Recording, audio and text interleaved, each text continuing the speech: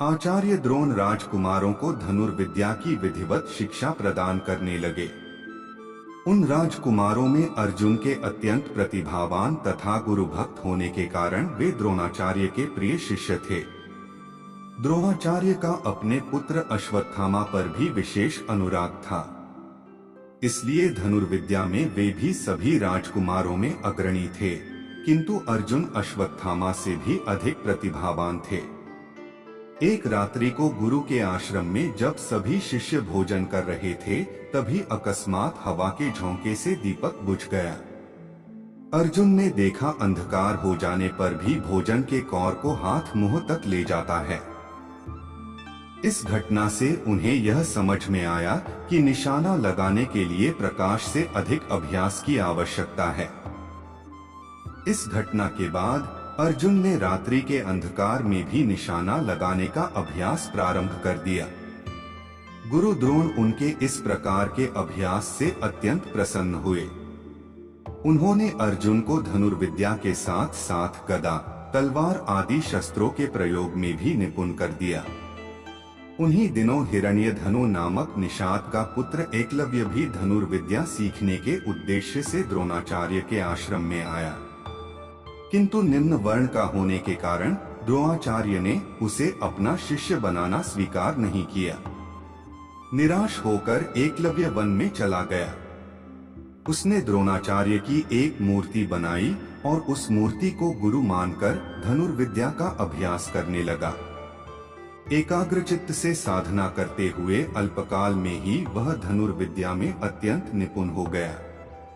एक दिन सारे राजकुमार गुरु द्रोण के साथ आखेट के लिए उसी वन में गए जहां पर एकलव्य आश्रम बनाकर धनुर्विद्या का अभ्यास कर रहा था। राजकुमारों का कुत्ता भटककर एकलव्य के आश्रम में जा पहुंचा। एकलव्य को देखकर वह भौंकने लगा। इससे क्रोधित होकर एकलव्य ने उस कुत्ते के ऊपर बाण चलाकर उसके मुंह को बाणों से भर दिया। एकलव्य ने इस कौशल से बाण चलाए थे कि कुत्ते को किसी प्रकार की चोट नहीं लगी, किंतु बाणों से बंध जाने के कारण उसका भौंकना बंद हो गया।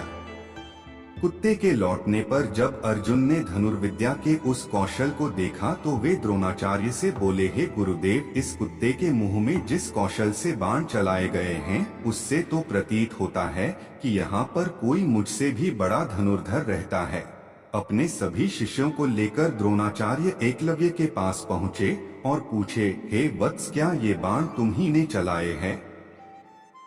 एकलव्य के स्वीकार करने पर उन्होंने पुनः प्रश्न किया, तुम्हें धनुर्विद्या की शिक्षा देने वाले कौन हैं?